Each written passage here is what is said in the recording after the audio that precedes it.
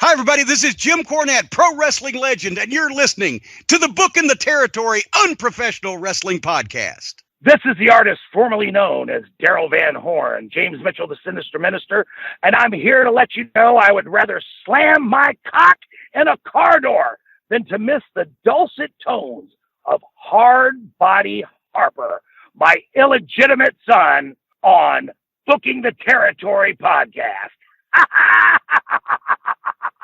Welcome back, everyone, to this week's episode of our Smoky Mountain Rasslin podcast. This is Smoky Mountain Wrestling, episode 186 from August 19, 1995. And this is Booking the Territory, the very unprofessional wrestling podcast, where today I'm sitting here once again with Doc Turner and former Smoky Mountain Wrestling heavyweight champion, former Smoky Mountain Wrestling Beat the Champ TV champion, Bobby Blaze. Bobby, welcome back. Thank you for coming back to the show and for round number 3 with Doc and I. Since Harper's got a new shoot job, and well, it's not really new anymore, but you know what I'm saying. He can't make it on our normal recording day. So how are you? Man, I'm doing great. And I want to reach out and say thank you for the Booking the Territory T-shirt, man. Made my week, but I'm glad to be back on the show as well. Very glad. We appreciate it. And Bobby, by all means, if you need to use it as a jizz rag like Harper does, we're not offended. It happens, you know. I mean, Doc's used it for that, so feel free. Whatever. Look, that thing is versatile. It's like a transformer. It can be a shirt. It can be a towel. Whatever you need it to be. I remember one time I was busting the girl's guts out before. I hope I don't have to do what I did before, man. But yeah, I busted a girl's guts out like that before and have to use it as a spew rag, you know. But she looked back at me and she said, "Damn it, if you don't quit fucking me like that, I'll never get off this period."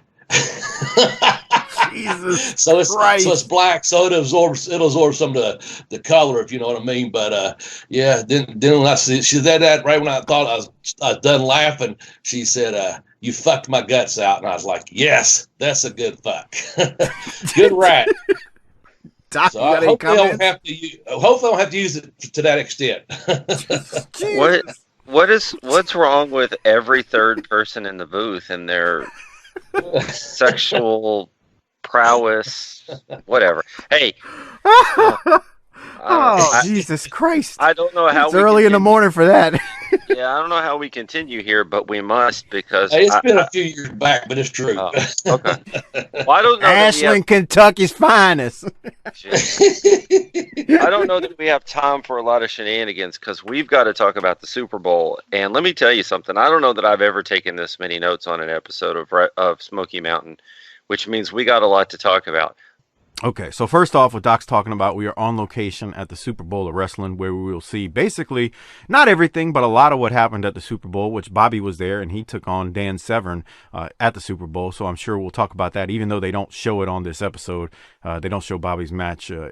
They actually don't. I don't even remember if they show it in subsequent weeks, but I know they don't show it on this one. But anyway, so we'll talk about that. And then also, before we get rolling, shout out to Disrespectfully Classy, Marky Blassie, Kyle Riley, Mike Childry for your generous patronage each and every month. And one other shout out. I normally don't do new Patreon shout outs on this episode, but Joe Ice, you're a big time supporter as well. Thank you for bumping up your pledge. So I appreciate that from you. All right. So let's get into this. Again, this is episode 186, August 19th, 1995, which is a lot of the Super Bowl of wrestling matches. So Les and Chip open up the show. They go straight to the actual arena. And what were you about to say something? Go ahead. Is everyone in Tennessee a fucking dirtbag? Look at that crowd when they come in. Jesus Christ. Is it that bad? Oral hygiene is just not a high on the list. Everybody's getting their hair cut by sticking a bowl over their head and trimming around the edges. It's just a disaster in that place. Now, there's a lot of them. Look at that. That's a big crowd. This is huge. That's a nice shot right there. But when you zoom in on these hillbillies, look out. I don't know, but I recognize a couple rats there. I'll tell you that. We're going to talk about that in a minute. But I missed that building, man. I missed that building at that Knoxville Civic Coliseum and seeing it that packed. That was a good thing. WCW sucks. I love it. Yeah, I'm trying to run it back to the sign for the members on Patreon. We have a sign in the crowd that somebody spent about 15 Sharpies on coloring in. It's just you know that it was like a year's worth of their. Look at it. It's kind of faded in the middle. Oh shit, we can still get it done. I'm surprised. I'm shocked that it doesn't say SUX, because that's what I would have done. That's 2 less letters that you have to do. But I gotta say, it's 1995. Are they wrong? Oh no, we were beating them. They couldn't outdraw us there in Knoxville at all. So Right. They weren't wrong. Right. So we're making fun of these inbreds, but the sign seems to hold true. So, okay, that's the open. Yeah, the irony of WCW was so weird during this time because, again, this is August. So, like, they had some crappy pay-per-views, I remember, early 96. I remember Uncensored early 96 was just the way they did that Tower of Doom thing. It was the cage. It was really dumb. But, like, it's amazing because, like, less than a year from then, they took off. It was a crazy time. But Bobby's right. I've seen some of the, like, records from WCW shows during this time in this area, and Bobby's right. Smoky was outdrawing them, and on this particular night, August 4th, 95, for the Super Bowl, which is atypical because, I mean, you got Undertaker and Shawn Michaels on the card. The records show that there was about 5,000 in the building. Now, Bobby, would you say that's accurate? Yes, I would say it's very accurate. It was probably a little bit higher, whatever it held there. It was sold out, they said. So, and then I know WCW, believe it or not, only drew like 500, less than 500 during one of the months while we were running there around this time. Maybe not this particular month. But also when WCW got hot in that area, again, what they did, they sent out 10,000 free tickets with your cable bill for the very first Nitro. So, that's how you can pack your house too, give the show away. Of course, they did take off, but they papered it big time. Yeah. But not at that time. It was legitimately over 5,000 people there at Super Bowl wrestling. I do know that. Yeah, this was a hell of a scene. Hell of a scene here. And I ain't gonna lie, hell of a card. Yes, for sure. Yeah, we're gonna get into it. So, Les and Chip, they open. They pretty much go straight to the ring for the first match, and then the way I'll do this, I'll kind of describe what I have, and then I'll throw it to both of you, and you give me your thoughts. So, the first match that they show is Unabomb with Al Snow versus The Undertaker. And man, when the lights go out for The Undertaker's entrance and that music hits, the people are howling and screaming. This is an iconic, obvious ring entrance. Nobody will ever debate that. It may be one of the greatest. It's hard to believe that this promotion at this very moment is like 3 months away from shutting down as you watch 5,000 people in here scream for The Undertaker. This entrance is insane.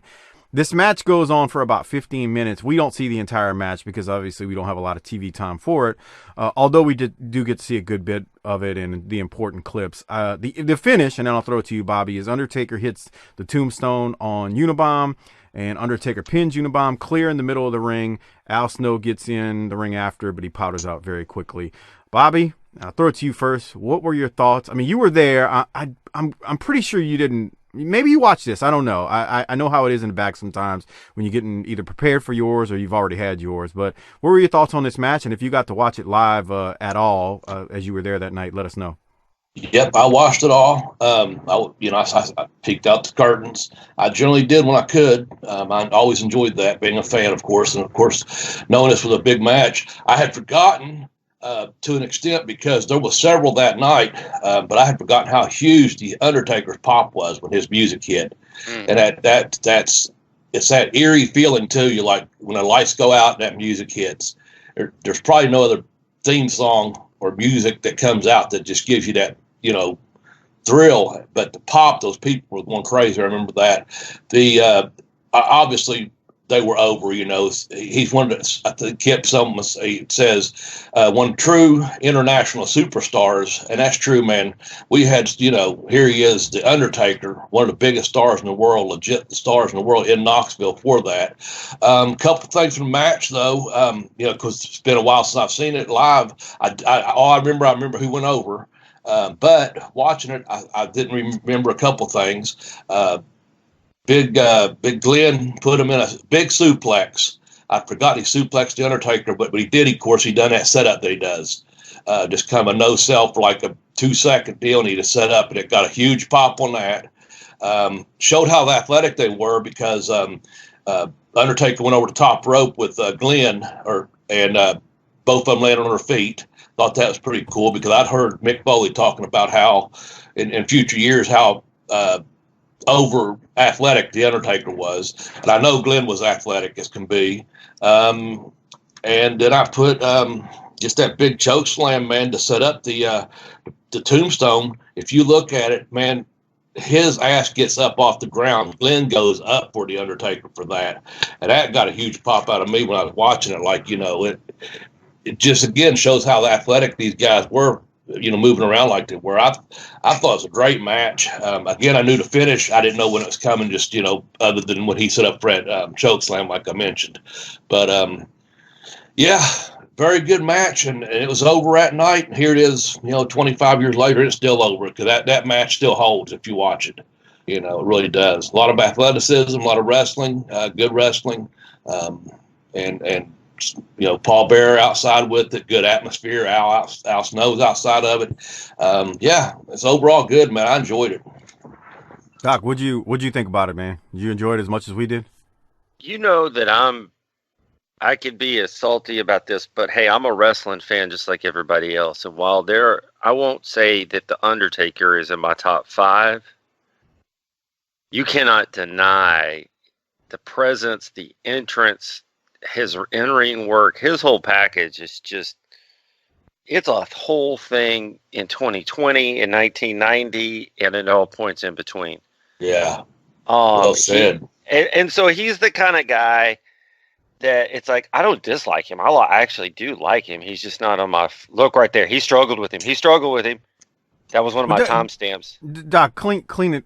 What Doc's saying, you're not really. So my point is, you hate the WWF. You hate the WWF. That's right. I'm not a WWF fan, but the Undertaker is above criticism, pal. I mean, that's just. So I'm not gonna sit here and say I've seen all his matches because I don't watch the WWF. But I mean, he walked into that arena and it was on. If you will go back to 937 real quickly. Okay. I go a little bit more. Bit more when he kicks me. Kane is trying to get him up for a power bomb. Couple of things here. He struggled getting him up. Whoa. You can see Undertaker like, I'm gonna help you here. I thought it was very generous. See, y'all can tell me if I'm right. Very generous of the Undertaker to go off his feet for Kane like that. What do you think, Bobby? Oh yeah, I think they had a pretty good working relationship going into it. So it was give or take, and I wasn't surprised actually. Once I watched it back, like I said, I had forgotten he got to do that to him on that power bomb and a suplex. He didn't have to do a lot of stuff that he did. He didn't have to leave his feet on. He didn't have to take the suplex. He didn't have to take that power bomb just now. But he did. I think it just showed the willingness of someone wanting to get over. Watch how high he gets up on his choke slam here. All the way. All the way up, man. That's just working together, So I think it was the gentleman's agreement to go back to the power slam or the power bomb rather. So yeah. The other thing is 816, if you will, real quick, because I thought Unabomber or Kane had a really nice move at 816. So we'll see if I had the right timestamp here. Here he comes. Again, big man off the top, leg drop. I love that leg drop. I tell you why. Al Snow done that to me before the match, and it looks really beautiful. But he draped Undertaker again. Didn't have to take that bump there outside the ring. Letting Glenn jump from the top rope for a guy that size, jumping from the top rope, dropping that leg across the back of the head. That was very impressive, man. And then Undertaker took the bump outside the ring. Yeah, so again, I have, man, his rope walk on the top rope is always cool to see a guy of that size with that kind of agility. This match and the Shawn Michaels match, we've seen it before with Hawk. We've seen it before with The Undertaker come in already. I love seeing these WWF guys come into this promotion and still work hard. And, my question to you two, especially Bobby, is, I mean, how many guys in the business would come in and phone that in? But everybody that comes in seems to work really hard. And I think it's a respect for the business, a respect for Corny, and a respect for their opponents. Would that be correct? I think you're 100% correct. And I think it's also because you said it, respect, but they love the business and they got to go back to, where they could actually, not just what you see on TV, those 2 or 3 minute matches that they were airing at the time. And I know the house shows have longer. These matches here, they got to work with someone very talented usually. And they got to get your shit in. There was no rush to get your shit in. You know what I'm saying? They took their time, and when they come in, nothing was phoned in. They worked like it was still a territory, like they were back in a territory. They knew what it was like to be back in that territory, and I think they enjoyed it, and like you said, they didn't call it in. They didn't phone it in. They come in and busted their asses. I can't think of anyone that phoned it in that ever come in from WWF at the time when they come to work with Smoky with any, co-shows together or anything. So, awesome. Yeah. So, yeah, I mean, Savage came in, did business. Michaels. Oh, yeah. Taker came in a couple times. I mean, like, yep. Steiners. Everybody came in. Macho put over Bruiser Bedlam. So the other thing here is, again, Undertaker made Kane look like $1 million in this match. And I'd always heard, and I don't know if it's true or not, that this is where Undertaker went back up north and said, there's a guy down there I could work with. So what I was wondering is it possible that this was the largest crowd Unabomb had worked in front of at this point, and then he's standing out there against the Undertaker, if that's true. Now you talk about seizing the brass ring and taking the opportunity when presented to you. If all of what I said is just true, has anybody ever seized more of an opportunity than Glenn Jacobs did right there? I think you're spot on. I think that I don't know that Glenn, unless he went to Puerto Rico and Memphis, but I doubt that he had worked in front of 5,000 people at either one of those places. He may have, but to work with an opponent like the Undertaker and get to actually work and get in what he did. I know, for example, the same thing over in Japan. Hakushi, who was Jinsei, but he come over here as Hakushi back in the day. He was the biggest guy they had available to work for. The WWF had him come in and work with Undertaker over there, and he got a job for a couple of years based on his size. And Undertaker went back and put in a good word, said, this is someone we could do business with. And of course, he was probably on their radar, but I think that just says a lot that Undertaker went down. And I know Dutch, told Jimmy, got a guy down here, you got to get him up there. I knew he was trained by Malenko's because my partner Rico was still down there doing training, and I had known Glenn prior to him coming to Smoky Mountain. He was on his way home one time and hung out and stayed all night at my house for a couple of days back in the day, just because of connection to Malenko's, and saved my hotel room back in the day. But talk about seizing the moment, man, and see him picking back up there for that powerbomb again. But he. Talk about seizing the moment, man. He had that opportunity, got out there, worked his ass off just as hard, if not harder, than the Undertaker did, and got over. The finish with him, getting pinned by the Undertaker, I mean, my God, got beat by one of the biggest stars in the world. No shame in that. It's going to keep you strong for sure. But they had a hell of a good match for two big men. Mark went back and said, hey, man, there's someone down here you can do some business with. That's pretty strong word to get back to the office, I would imagine. Yeah, I can't say enough good things about this. It was just entertaining. It was fun to watching the young guy versus the old guy. It's the Undertaker in a Smoky Mountain ring. They both worked their asses off. It was entertaining. The crowd was into it. I mean, when you break that down, other than a big angle, which you can't work from in this direction because he's coming in, what else do you want? I mean, that was fantastic. I'm gonna make a statement. I have no clue what Dave Meltzer would have given this match on a star rating, but let me tell you, this was a bazillion stars, as Chris Zaha, one of our Patreon members, always says. This was a bazillion stars, and to the here's what I'll say. I was having too much fun watching the Rasslin match to worry about stars. To worry about stars. I was being entertained, and that's kind of why I started doing this in the first place. 38 years ago. So I'm good. Yeah, I am too. That's why I was making a joke out of it. Well, the thing was, there was no flips, there was no dives. It's just two big guys in there going at it. Hey, Bobby, one other question before we move on from this match. So I've heard from a few people just tell me that Kane, Glenn Jacobs, is like one of the nicest human beings you'll ever meet. Bobby, you kind of spoke towards that.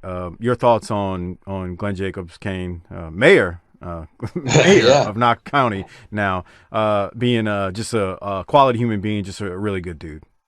He is one of the nicest people you ever meet. And I tell you, like I said, I knew he was a Malenko guy, met him prior to him coming to Smoky Mountain. Of course, obviously spoke with him several times in Smoky Mountain.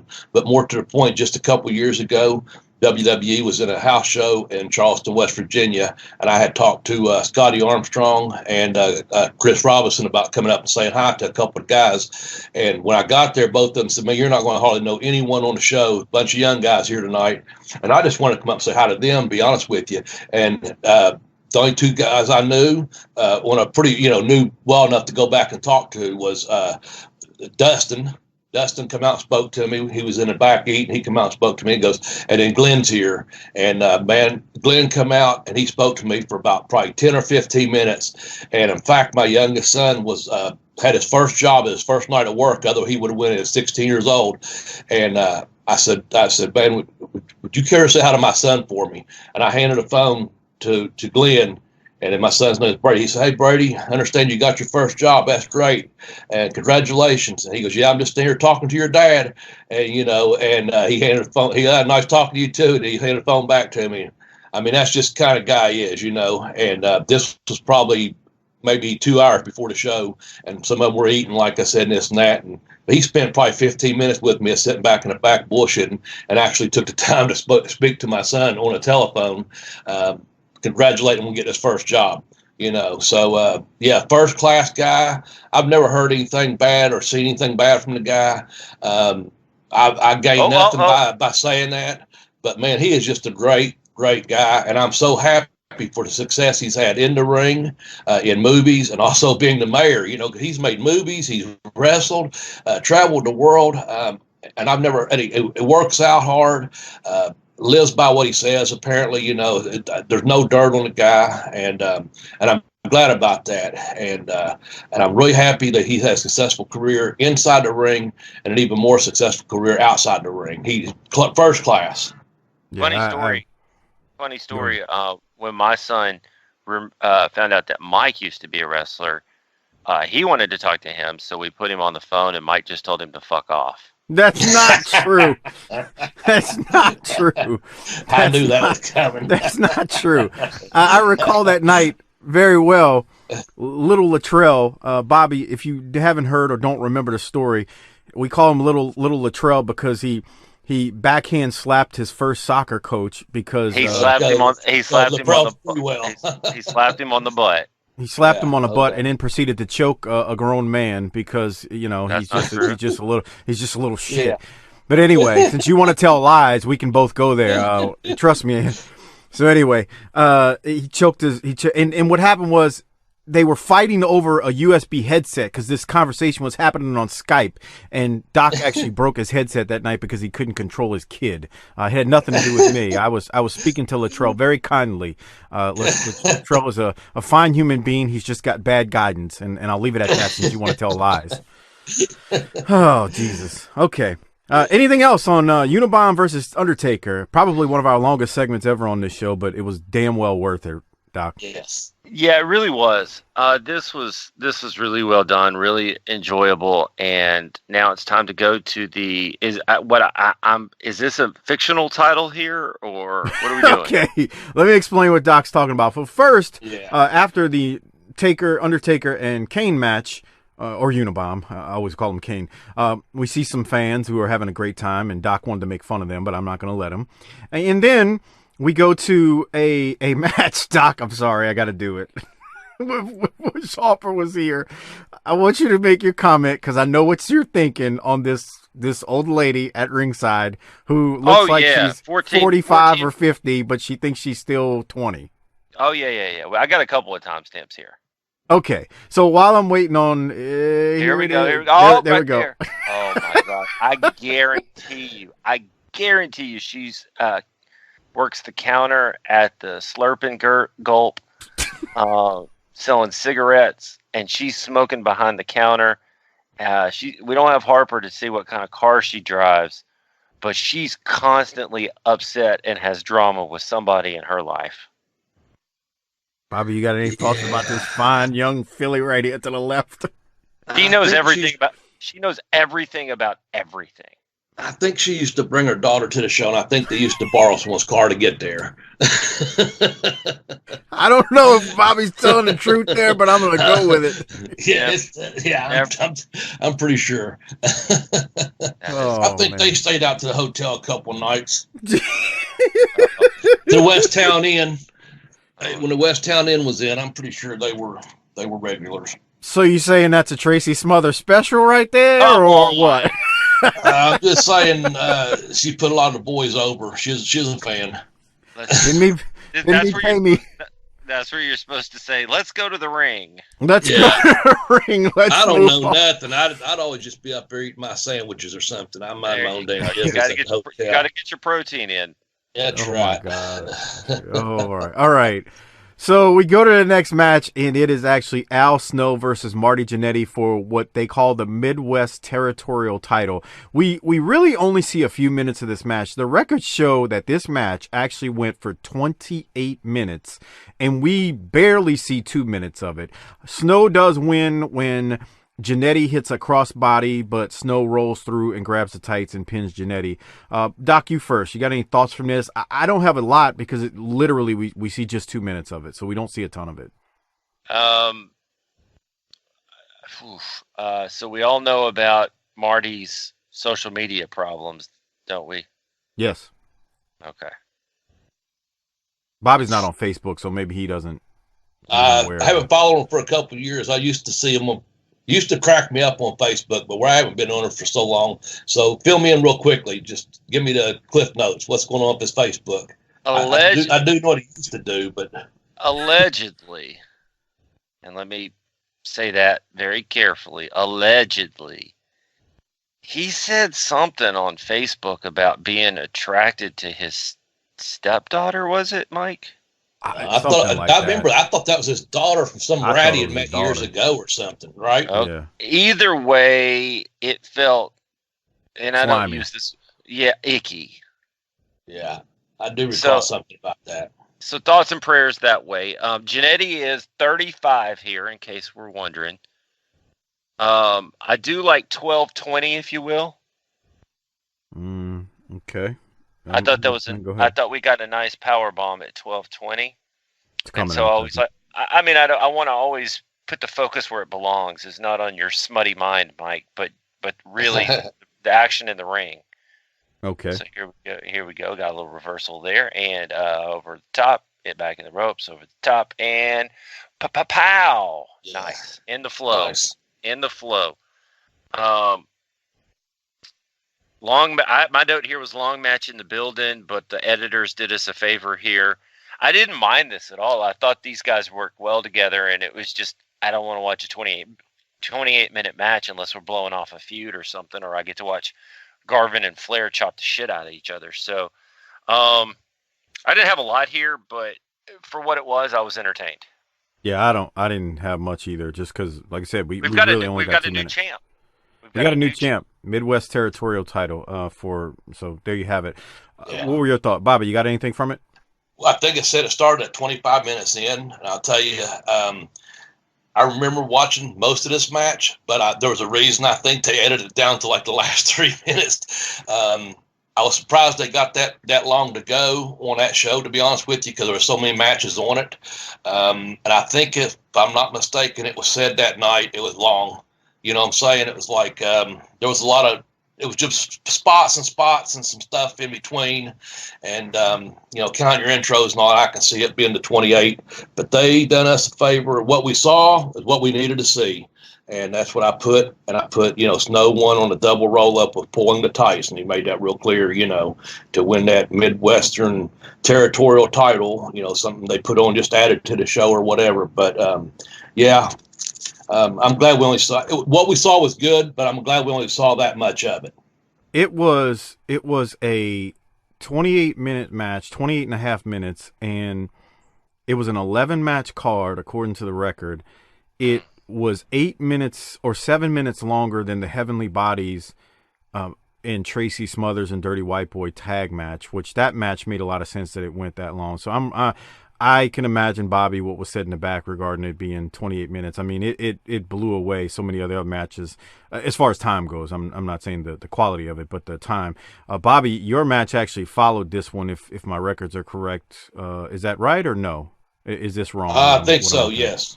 Okay, so you followed with Dan Severed, which Yes. again we don't see on this card. So, Yeah. but we could talk about it at the end if you'd like to tell us. I'd love about to, that. yeah. Yeah. Probably so want to. Hey, we probably want to talk about it next week because we're still doing some Super Bowl of wrestling next week. Okay, that works. Yeah, let's do that because you're Works right. for We do have me. Super Bowl. Okay, Because I want to hear about it. I do too because they like I said they don't show it. So, all right, It's an honor to have a wrestler on here that can talk more about his one-time dalliance with Tommy Rich, and we can actually get some insight about what the wrestling business is like. So I'd like to do that. I just trying to help you direct the show a little bit, my friend. we got the Punisher versus Bullet Bob Armstrong up next. We see again just a short amount of the match, even though the match only went about 3.5 minutes. There's shenanigans at the end of it when Snow gets involved and distracts the ref. Corny comes in and hits Bob Armstrong with the racket, but Bob Armstrong no-sells it like he can do because he's just a cock-strong old man. Punisher hits Armstrong from behind and then pins Bob Armstrong. The ref missed it all. Punisher wins, and that's that. I believe they went like 16 minutes. So anyway, Doc, let me go to it on the video, and you can give me your thoughts on this whole thing, and then we'll go to Bobby. I don't have a lot. 1447 was a pretty bad backbreaker. We're going to call it down the middle here. You know I like to be fair to all. You like being entertained, but you don't believe in star ratings, but you'll call it down the middle and point out the bad stuff, right? I got you. Well, I mean, this is... Okay, Meltzer. I didn't like that. He didn't like it. This is a hell of a when he sets these guys across the ring. This is ridiculous. This was basically my only notes. I put great backbreaker. When he missed that leg drop, I knew you guys would go off. I'm thinking, holy shit, man. Boing. This guy needed to be a long jumper in the Olympics or something, man. The way he launches himself off that top rope, I don't think people realize that's a long way to go from damn near corner to corner like that. Yeah, with pain on the other end. Yes, yeah. There's no sand trap. He's hitting that ring, man. This is tough. Well, go ahead, Doc. What else you got? Well, the only other thing is there's not a lot here to react to, but did you hear the crowd when Bob got his hands on Corny? And so I know Harper's done with this whole angle, but the people don't appear to be. Yeah, I think you got the hardcore fans that still enjoy it. I agree. I want to ask Bobby that question as we're watching Cornette with the finish here, and Bob Armstrong no-sells the tennis racket shot from Cornette. Yeah, I wrote that awesome. down. Bobby, do you, being just real and honest as can be, me and Harper kind of think, although Harper's more critical of it than I am, that, Jimmy just kept going back to the Bullet Bob type feud, and it goes on pretty much almost like the whole 4 years of Smoky. Do you think, and we understand it was a small roster, so Jimmy could only do what he could do. So this is not being critical of Jimmy. It just got old after a while, I guess is the point. Do you feel that way too, or did you kind of just like, nah, I understood why, and it made sense why he kept going back to it. But I don't know. Your thoughts on it, Bobby? I know those two broads. That's why I hit pause on the video review. Bobby got distracted from my question. I bet you know that redhead well. Yep. Oh my. No. I think they did what they had to do because they're two biggest stars, basically. And I think Cornette at one time, I think he was president of the Bullet Bob Armstrong fan club, back when he was younger. Yeah. I think that it's just one of those things where the small crew, but they kept coming back to it. And I don't know. But at that time, I think the fans loved it. Every time they changed the angles up. I went to a house show and it was a loser kisses the winner's feet match. And it was about 500 people. And they were going crazy. And it was an Abdullah the Butcher no show. And they filled in with Bob Orton Jr. Not to get sidetracked here. And the people was going nuts. And when Cornette got beat, when Bob Orton rather got beat, but Bullet, Corny begged off about kissing Bob Armstrong's boot, and he kissed one of them and the place went nuts, and Bullet Bob grabbed the microphone and said, no, the winner kisses his feet and puts this other one out. And the way Cornette sold that, if you watch that match right there, I know I'm jumping around a little bit, when he no-sold that tennis racket, everyone right there was like, damn, it was like the Hulk Hogan ripping a T-shirt off. That's how where Bullet was. But when he grabbed him just enough. If you noticed, he grabbed, because you don't want to always catch that manager. But when he caught him, the play still went nuts. But sneaky ass Cornette, boom, slides right, gets through the ropes and gets away. It went on basically for 4 years, but the way they kept changing it up and going back and forth, and co-commissioner at one time, however they did that when Cornette became the commissioner, it was just, I don't know, man. At 4 years, it was running this course, but it held strong for the course. I hope that makes sense. No, that's a fair point. It does, but what I want to know, and Mike, you were there at 1637, is how many people had a ride on that? Well, let's go back to it. Since Bobby says he knows these two broads or women. I got some hate mail a few weeks ago about using the word broad, even though I literally don't mean it in a terrible way. Look at her; she's winking at the camera and everything. That girl on the left, she knows what time it is. Ring a ding ding, as Hopper says. She's in good with the watchmaker, not just what time it is. Oh, tell us, Bobby. It sounds like you've got some information on this. You want to spill it or what? I think they visited the West Town Inn. I think they were some pie makers. So my question is, who takes the one on the left, and then who has to deal with the one on the right? I think it was one of those tag team type, a lot of people passed around the pies that day, Many weekends were spent, and some weekends certain people stay with certain people and hang out with certain people, party with certain people. I'll tell you this, you can't see it on that video, but the blonde, if I call, she had a nice butt. A big, nice, solid butt. Is it on her head? Is it on her neck? Jeez. She might be a butterface, but the redhead's pretty hot. But if I recall, the blonde was kind of a what you call, a butterface. But she had a butt. I remember that. Here's what I'm thinking. That girl. And I don't know. Like I said, I always just went to my room and drank a couple beers and ate my hamburger or protein. Yeah, what you did. I just listened through the walls with a glass to my ear and. Well, you had to read your daily devotional in your Bible lesson, right? I wouldn't go so far as saying that, but okay. Well, the girl on the left, she's put together for the show. You can tell. I wonder what she looks like in the morning when that makeup starts to sweat off and she's got crusted jizz in her corner of her eye. I always got up and done my Hindu squats and push-ups and went for a jog, so I was never around her in the morning. I was out exercising. They're doing a Waffle House. I was heading to the Waffle House. Okay. All right. Well, there you go. Oh, boy. I don't know nothing. I'm just saying, they look familiar. Now, my question is, in the hierarchy of rats, is that one on the left, how does she fare? Is she towards the top? Is she mid card? Is she curtain jerking? All of the above. All the above. Okay. Like I said, sometimes certain people traveled, certain people hung out with certain people. Some girls stayed in the hotels, some didn't. Some of them had their own rooms. Some had rooms they were splitting. Yeah. So what you're basically saying is y'all are going to hell unless somebody says some Hail Marys down at the old. Yeah, a few Hail Marys, some Our Fathers, and hopefully a lot of people forgot a lot of things by now. God doesn't forget, Bobby. Can you grow up, Doc? I mean, come on. I'm worried about Bobby's and brother. I'm in a good place. Don't worry about me. Okay. You better pray for your own fucking self. I'll tell you, I'm in a good place. I'm on the prayer for yourself.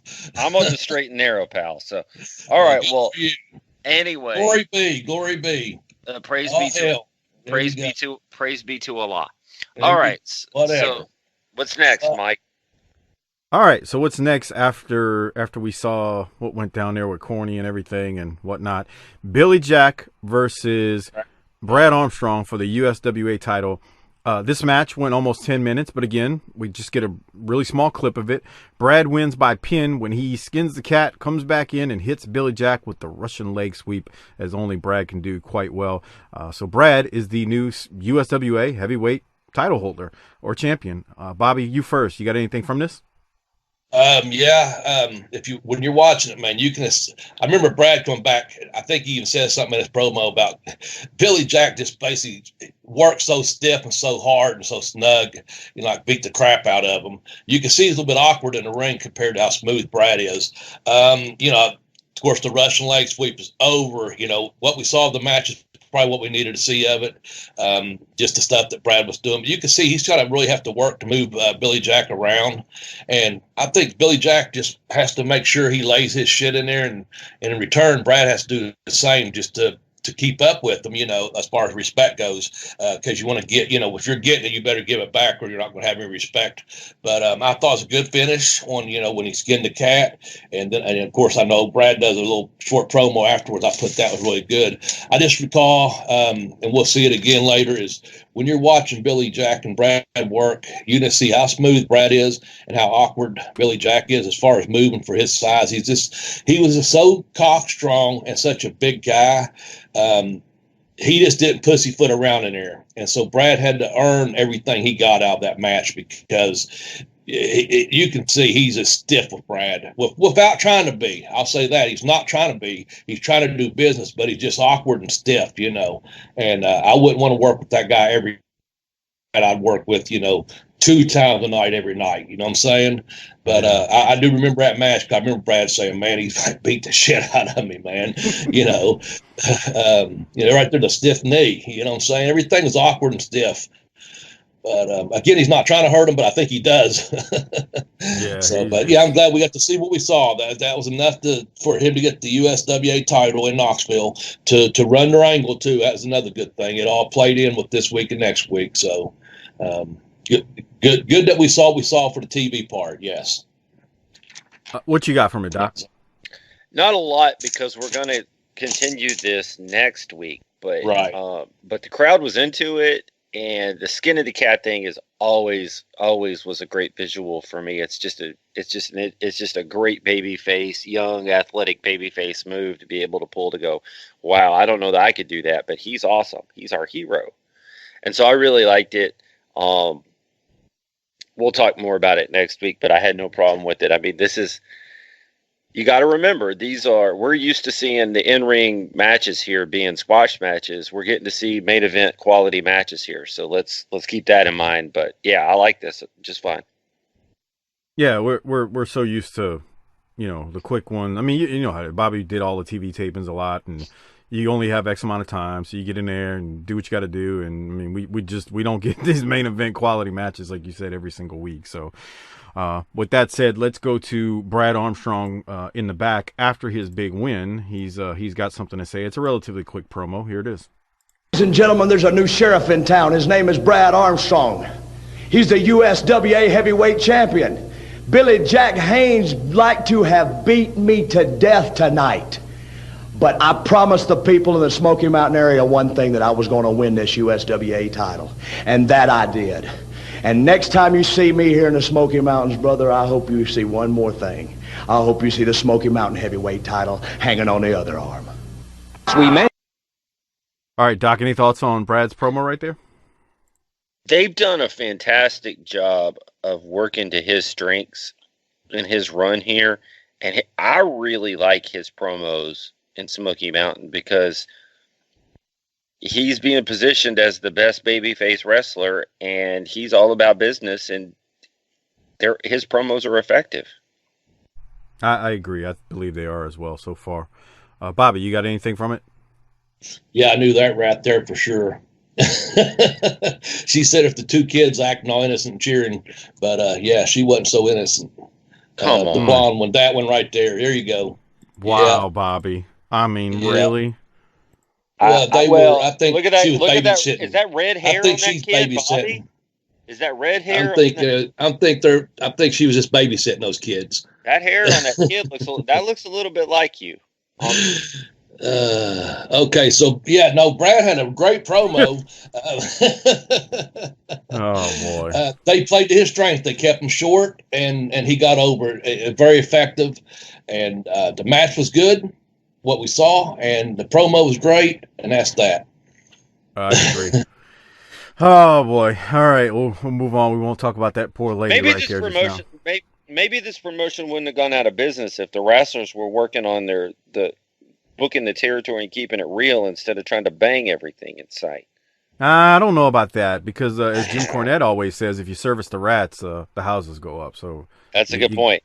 Yeah. So no. I think they were. I mean, look, man, you had Ricky and Robert in this territory. You got Jimmy Del Rey, and Lord knows what kind of snatch he was tagging at this point. Oh my God.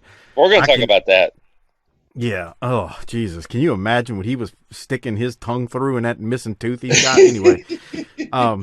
Okay. We'll talk about that, but let's keep going. First, we get a replay of the shenanigans with the Thugs, Rock and Roll Express, and the Headbangers that went down a couple of weeks ago, and then we get a replay of last week's clip from Bob Armstrong at the Superbowl of Wrestling, where he announced that Ricky Morton had been fired from Smoky Mountain, and that the Heavenly Bodies were coming back to Smoky Mountain, where the Bodies wrestled the Thugs, and of course the Bodies won the Smoky Mountain Wrestling heavyweight titles. Doc, I know you normally don't do replays, so I guess I'll throw it to you for a second and just say if you've got any other thoughts on it right now. Speak now or forever hold your peace. I guess I better start holding it. Okay. Bobby, do you have anything from the replay, or can we move forward with this promo? Just I put in capital letters, ether finish again. That just, even though we've just seen it last week, replay of it, that got over so good, man. It was just good stuff.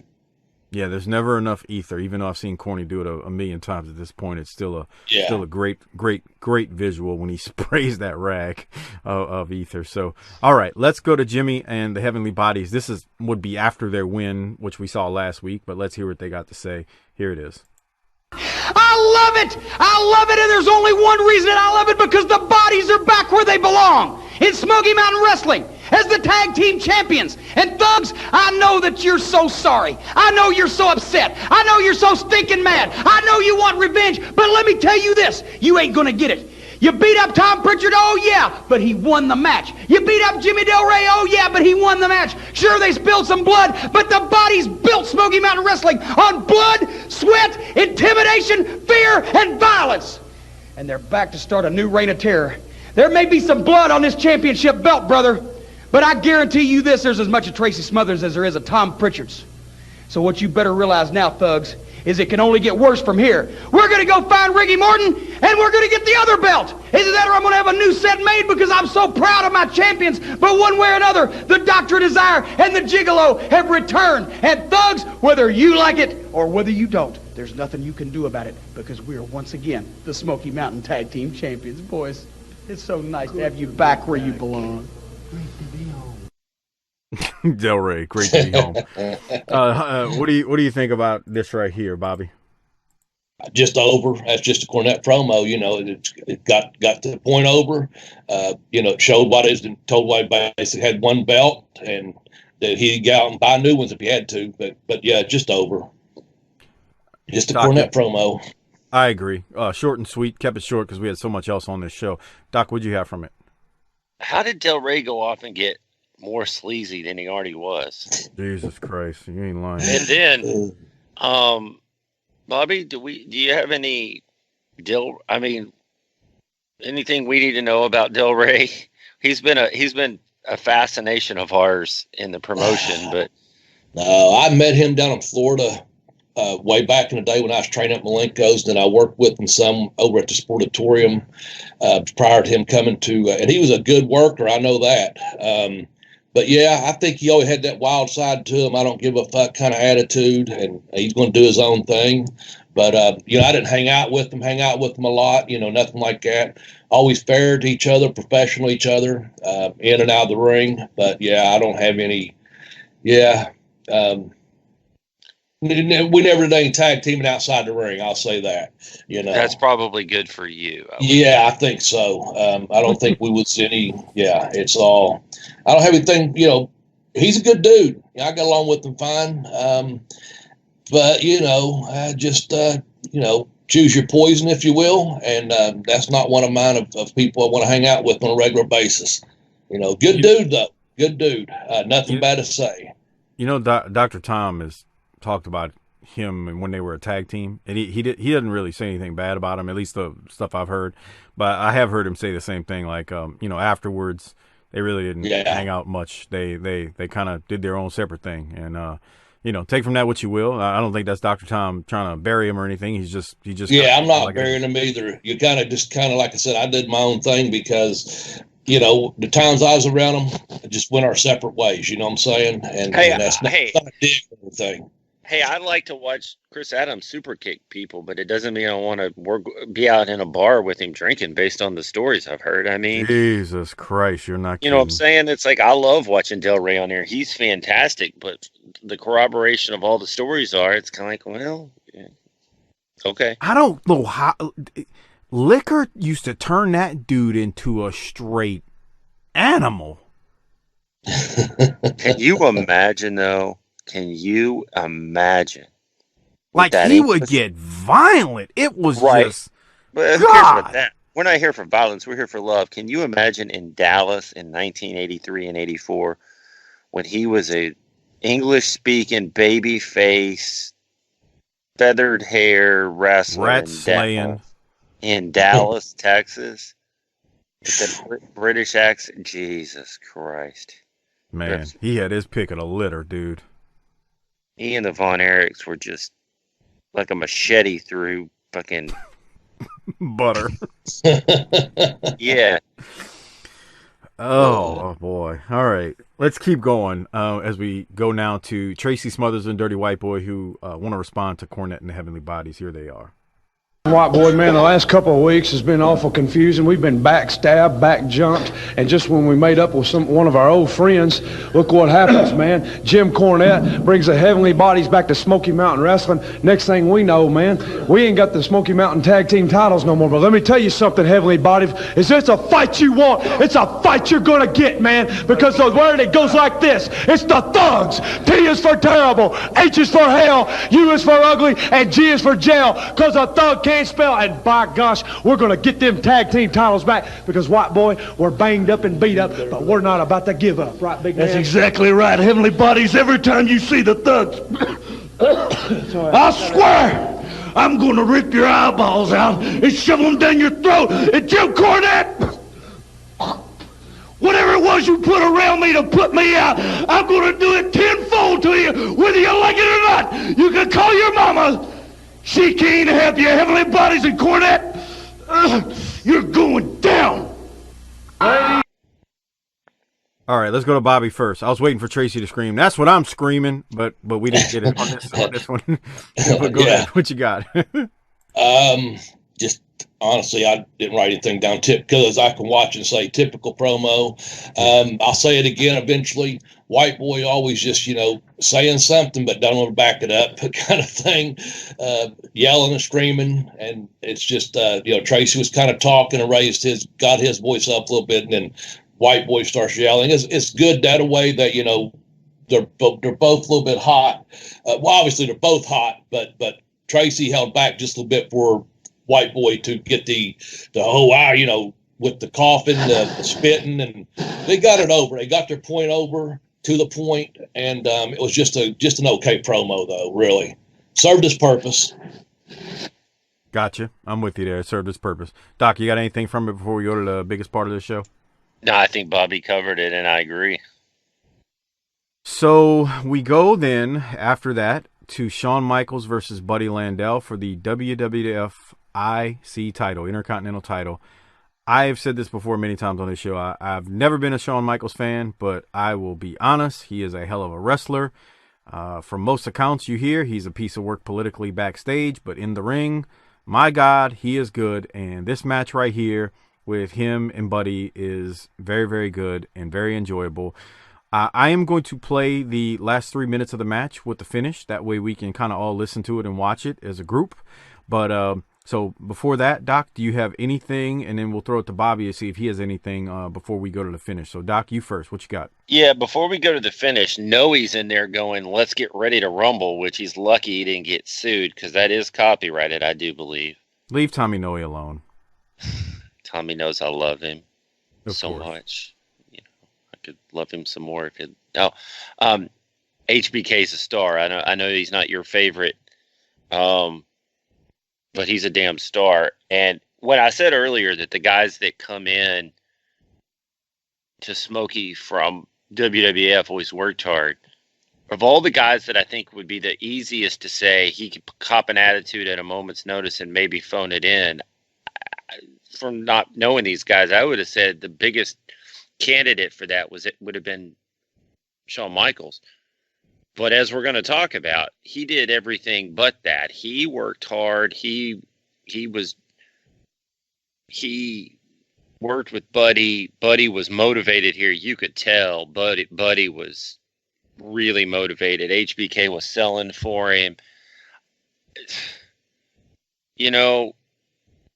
My big thing here, and this goes back to what we talked about last week, I wanted so hard after that amazing promo to believe that Buddy was going to shock how do you cut that promo and not win?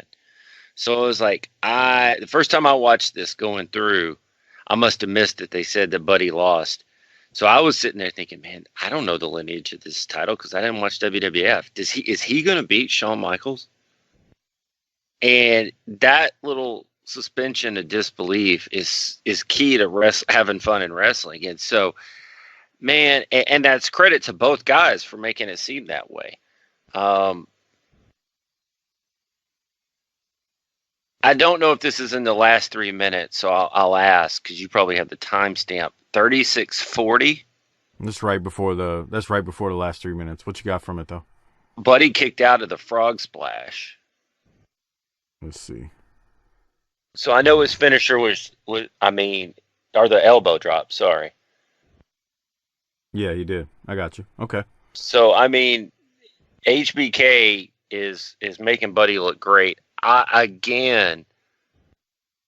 Buddy's looking like $1 million. Shawn Michaels always does. This was phenomenally interesting at the same level that Kane and Undertaker was, but for obviously different reasons. But I'm not asking the 5,000 in the crowd 25 years ago to chant "This is wrestling," but on a night like this, if anybody was ever going to chant "This is wrestling," this would be a great opportunity to do so.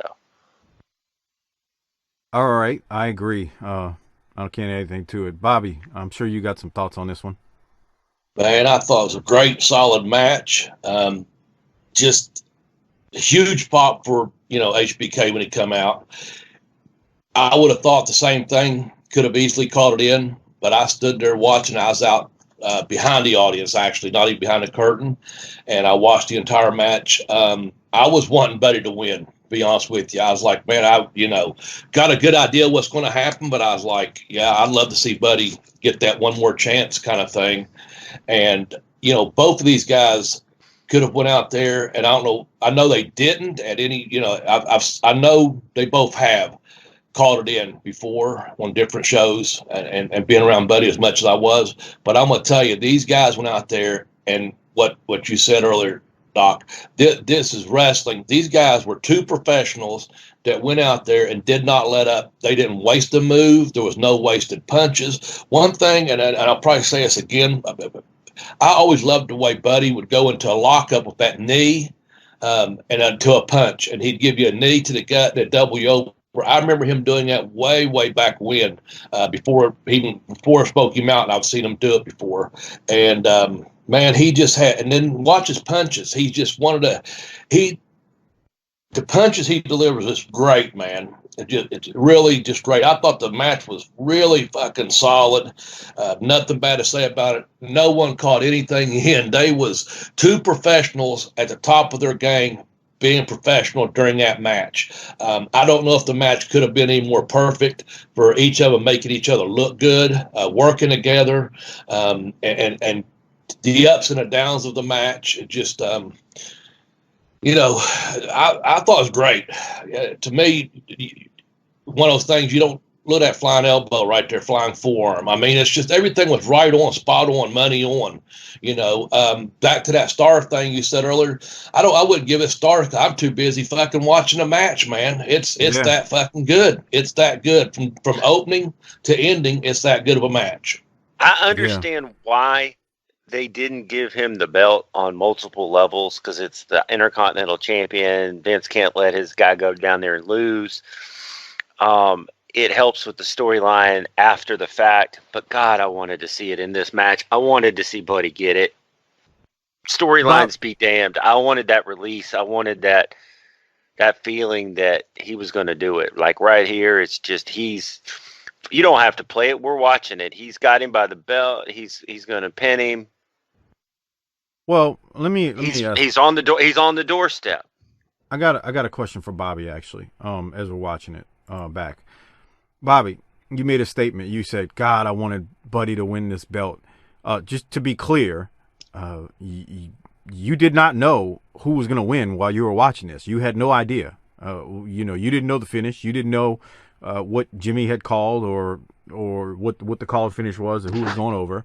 So, right, you had no idea of that, right? Well, yeah, I had a general idea. Oh, you as did? A professional, okay. Thinking as a professional that they're not bringing Shawn Michaels here to lose. They'll have a finish where he goes over. But I did not know what the finish was, and deep down though, I was like cheering for Buddy, hoping that he had that one more chance. So right. 80-20. I kind of knew from a professional standpoint they're not sending the HBK down here and losing that Intercontinental title versus the way they did the different working relationship than the USWA and the Smoky Mountain titles changing back and forth across the state. That was a whole lot more at stake. So I kind of knew that. But as far as knowing what the actual finish was, no. And a lot of times I don't like knowing that. Even if I go to a show now, I don't like to watch. I want to suspend my disbelief during that time. So when I watched this, like I said, I recall watching this because I came out from behind the curtain, was standing, and behind a crowd of people watching it, and I was that much into it. So when a finish went off, I could pop too. You know what I'm saying? Yeah, but I enjoyed the entire match. So that's 80-20. I kind of knew, but no one told me. Oh, by the way, Shawn Michaels is going over, or I hope that answers your question. I'm just being real. Yeah, I got you. Yeah, I got you. Okay. But no one come to me and said, "Hey, Shawn Michaels going over tonight in the main event," or "Hey, buddy's going to win a title today, and he's going on to New York." I didn't know that, but I was hoping that deep down going like, "Man, it'd be great." And here's the other. Well, and I do think that later in the next year, Buddy gets called up to Connecticut. He just hurt his leg, right? Slipped on some ice or something, or. Yeah, I think. But I wonder what part. Some ice or something. What part this all had to do with it? But I mean, it's easy to think about Vince, because Vince likes to have the bubble. Everything's his universe. But to watch these guys interact with people outside of that universe is so fascinating for me. And then at the end, you have Brad in there, and Brad and HBK standing tall. It's just fun to watch those guys out of Connecticut interacting with the rest of the world in such a normal way. Yeah, in a Southern wrestling environment. Right. Yeah. By the way, I loved that kip up when he went from Cornette to hit him with the racket and he missed. And that's amazing. When that was really good. And then see, actually, here's your win right there.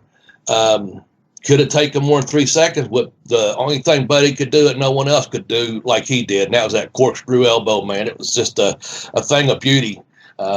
Just the way he did it, the way he delivered it, you know.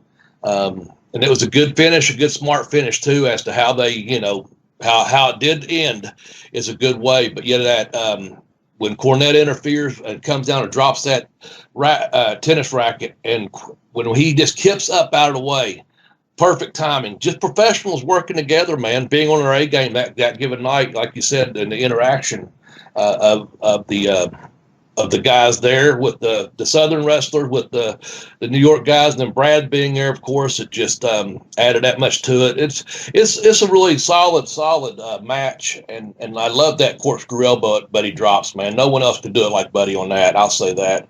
And of course, he wins with the super kick after he does the deal, you know, with the rack and everything else. So just good stuff, man. This was a tremendous finish. So yeah, Bobby kind of talked about it, and Doc did too. So basically what happens is Buddy ends up getting hit into Mark Curtis, and Mark Curtis takes a bump and he's out cold because, you know, I mean, he's a 140-pound soaking wet. So he gets hit by Buddy, who's a relatively big man compared to him. And there's the kip up that Michaels did when Corny was about to hit him with the racket. Just a really cool looking spot right there. Very cool, yes. Jimmy drops the racket, and then Michaels, you know, whips Jimmy off and punches Jimmy. Jimmy takes the bump, rolls out the ring. While all this is going on, Buddy's recovering from the bump he took. Buddy DDTs Michaels. Michaels rolls over. Buddy then goes and hits Michaels with the corkscrew. Mark Curtis is still out. As Buddy hits Michaels with the corkscrew, he goes to pin him. Mark Curtis is finally waking up. Mark Curtis counts to 1. He counts to 2, but on the 3rd, he stops because he sees the racket, which is still in the ring that Cornette tried to use on Michaels. Mark Curtis is confused and says, "Hey, you use this, Buddy?" And Buddy's like, "I did not use it." So basically what happened is here, Jimmy fucked Buddy unintentionally. Yeah. Which, regardless if he meant to do it, he screwed him. Because then Buddy is talking to Mark Curtis about the racket, and in doing so, Michaels recovers. Buddy turns around, super kick, 1, 2, 3. Shawn Michaels wins. You know, to say there was a little bit of screwiness and shenanigans there, that's about as clean as it can be with screwiness and shenanigans as Michaels retains the Intercontinental title. I thought phenomenal finish, as you know, both of y'all kind of talked about it. And like Doc said, Michaels came in, he did business. This was tremendous. Now we've got a spat, you know, brewing between Jimmy and Buddy because, you know, basically Jimmy just, whether he intended to do it or not, the facts are he just screwed Budrow immensely, and I guess we'll leave it at that as we move forward. Doc, you got any other closing thoughts on this thing as we watch Buddy and Jimmy argue? It's just so well done from top to finish. Just soup to nuts. Everything makes sense. It was done, even though it's not what I wanted, it was done the right way. And you leave this match with Bobby said it. Buddy's laying there on top of him for the 3 that doesn't get counted. HBK wiggles out the ring. You know, he heads back to Connecticut, and we still have an angle that a string dangling with Buddy and Corny. Just, I mean, what else do you want?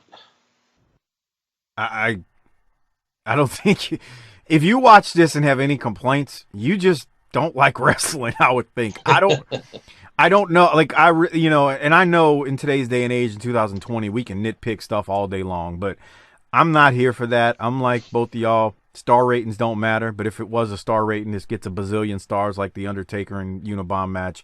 It just doesn't get. It doesn't get any better than this. This was really, really good, really well done.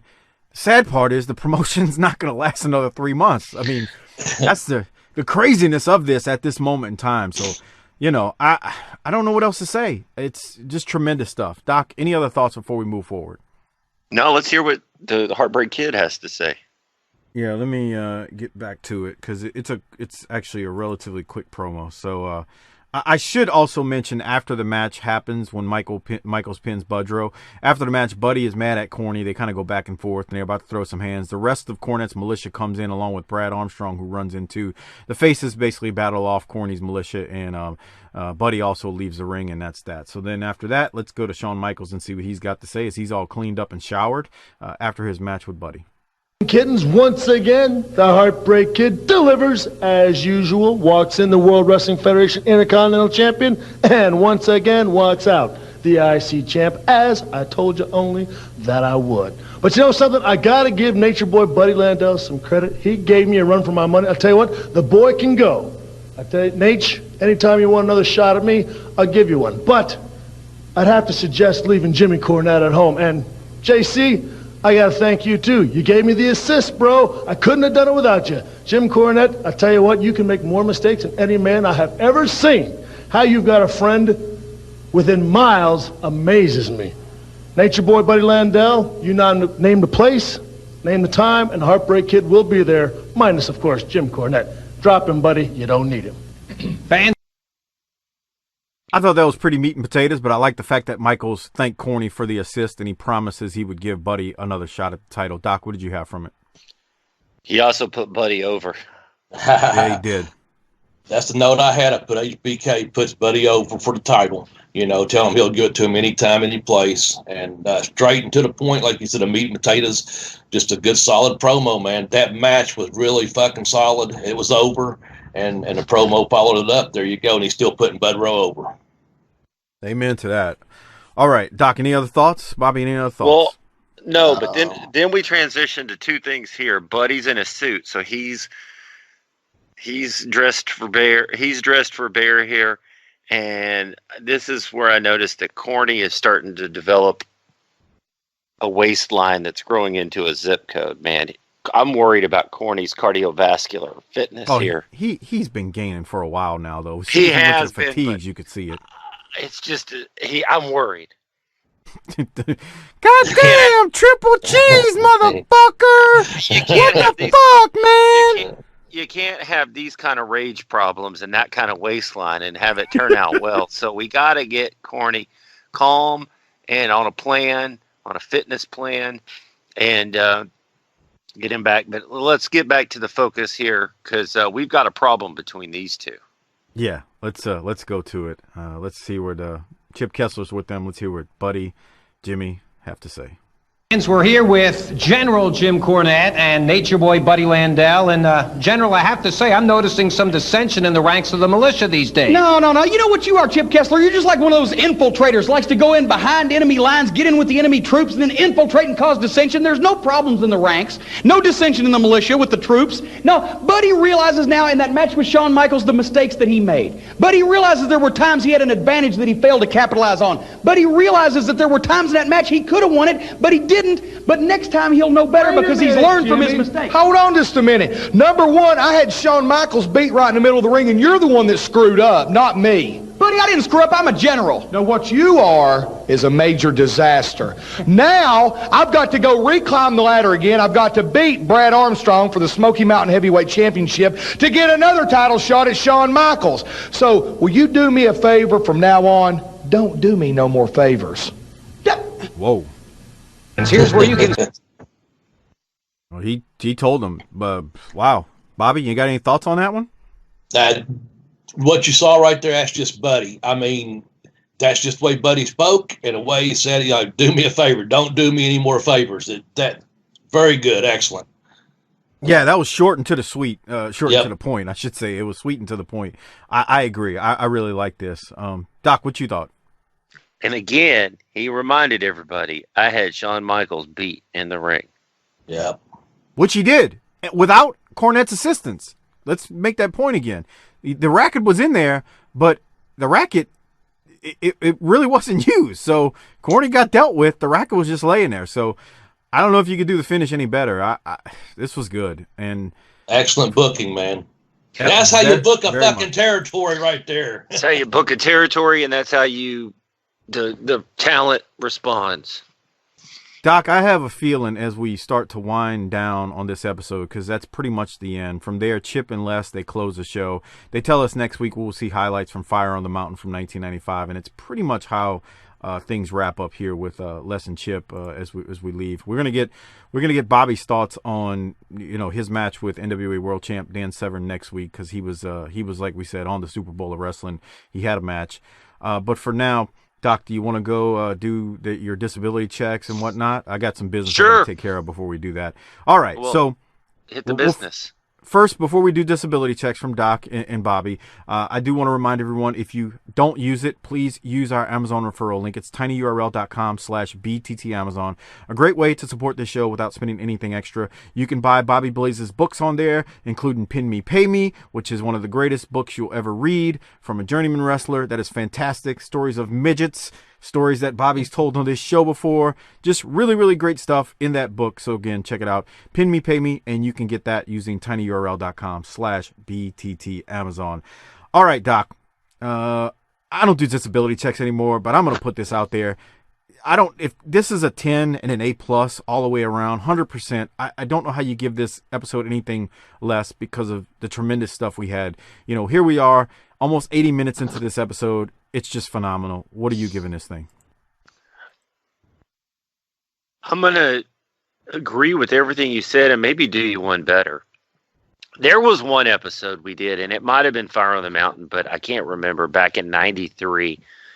And that was back when we had a lot of the stud, stable, heavenly bodies, rock and roll, and the promotion was just really on fire in that era.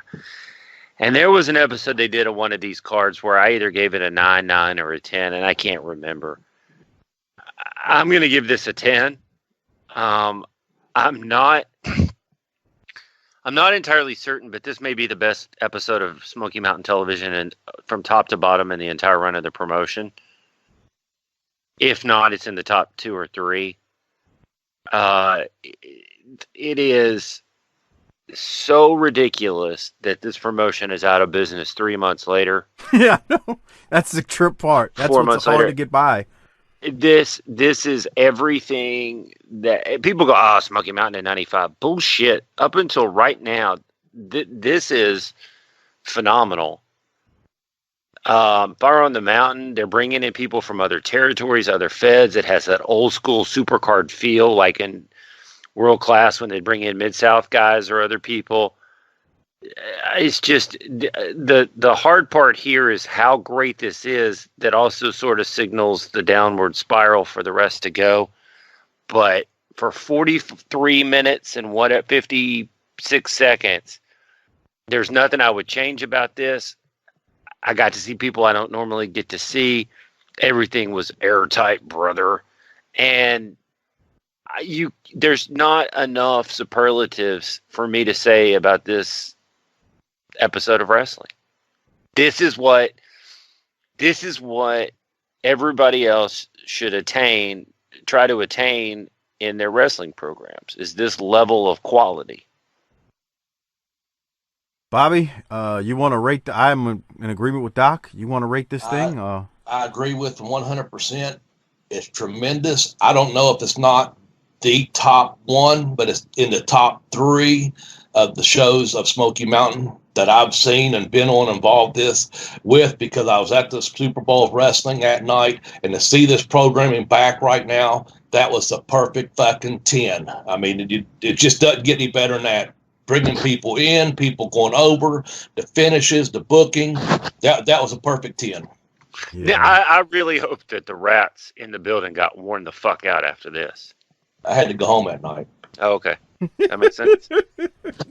Yeah, well, going on at the Motel 6. No, we've learned that babyface Bobby as champ had a young baby at home. I mean, though, you got to get home and change diapers and help the missus with the dishes. Mm-hmm. Sure. All right, so we got to do government cheese now. Let's do that. Before we do so, if you're not a patron, I don't know what you're waiting for. We realize some people can't afford it, but please become one at tinyurl.com/PatreonBTT. For example, we just did this show. You're listening to the audio version that's free. There's a video version out there up on our Patreon feed where we kind of watched along as we were talking about it. So again, it's tinyurl.com/PatreonBTT. You get 200 plus Patreon exclusive episodes. Actually, it's probably a lot more than that now. I say 200 because I know it's at least that, but there's a lot more than that. The video reviews, the WCW pay-per-views, Clash of the Champions that we've already done so far, along with Harper. We just did another one this past couple weeks. Harper, he did his squirter episode. Now he had another episode where he landed a fine young filly from Minnesota during Mardi Gras in New Orleans. And anyway, so Harper's escapades are up. We've done some things with Bobby on the Patreon only feed related to the Smoky Mountain Riot in 1993 in Wise, Virginia. Check that out. Again, tinyurl.com/PatreonBTT. 200 plus episodes available and waiting for you there. Now, Government Cheese Award time. I'm actually torn, as great as this episode was, but that would make a lot of sense because there was so much great stuff in here. I feel like we need to give it to a match, but then at the end of the day, I also feel like we need to give it to a person. For me, I don't know how you don't give it to Buddy here, because Buddy rose to the occasion. At the same time, Unabomb rose to the occasion too against Undertaker. But I got to go with Buddy because I'm a longtime Buddy fan. So I'm giving it to Buddy Landell, Budro, Government Cheese. Doc, who are you going to give yours to? If I was a millennial, I'd give it to everybody on the card, and so everybody gets a trophy. And this would be the perfect example of where I do believe everyone does deserve it. But because I'm actually Gen X, we got to have a winner here. And this was hard because everything you just said is right. I mean, Glenn Jacobs deserves it. The WWF guys deserve it for coming in. There's just so many contenders, but again, I'm coming back to Buddy because Buddy stood up to the occasion and went toe-to-toe with what some people would. I mean, Ric Flair calls Shawn Michaels the best in-ring worker ever, and whether or not you believe that, that's a hell of an endorsement. And Buddy went toe for toe, step for step, never took a step back, had him pinned in the ring. After that promo a few weeks ago where he just bared it all, this was the culmination of that. It was all done so well. I'm giving it to Buddy as well. Bobby, who are you going to give yours to? Hands down, Budrow, man. Buddy's the man in this episode. I mean, there's just no doubt about it. You could give it to any number of matches, any number of promos, but Buddy stepped up and was a true professional right that night on this program. Budrow is the man. Yeah, Buddy was something else here, man. Okay, so that's about going to wrap things up. We got Buddy with the clean sweep on the Government Cheese. We got perfect 10s or A-pluses in the ratings with the disability checks. And that's about it, man. I appreciate all you all out there listening. I want to mention a couple of things first. Remember, check out the Wrestling Podcast About Nothing with ROH's Brian Malonis and Mike Crockett every single Monday. They do their show. Just search Wrestling Podcast About Nothing or WPAN wherever you get your podcast from. Also, check out Our Vantage Point, the Retro Wrestling Podcast with Joe Murad and Michael Quinn, the northern version of BTT, slightly classier, a little bit more professional, but still fun nonetheless. If you love your WWF-style wrestling like Doc doesn't, but you do love the WWF and you like classic wrestling, give them a listen. They support us, so please support them. Bobby, I'll let you plug anything you'd like to plug before we get out of here. What you got? Oh, man, just thanks for having me on the show. The only social media I have is on Twitter, at BobbyBlaze744. And I appreciate all the fans that's tuned in to Booking the Territory, and I'm just glad to be here. Thank you, guys, very much. Mike, Doc, appreciate it. No problem, man. We love having you. Doc, you got anything before we hit the go-home cue and ride off into the sunset, as Austin likes to say, and jumps on his Kawasaki mule? Not a damn thing. Not a damn thing. We got to go do another episode. So with that said, Bobby, do us all a favor. You hit the tagline and get us out of here. Book it, bitch.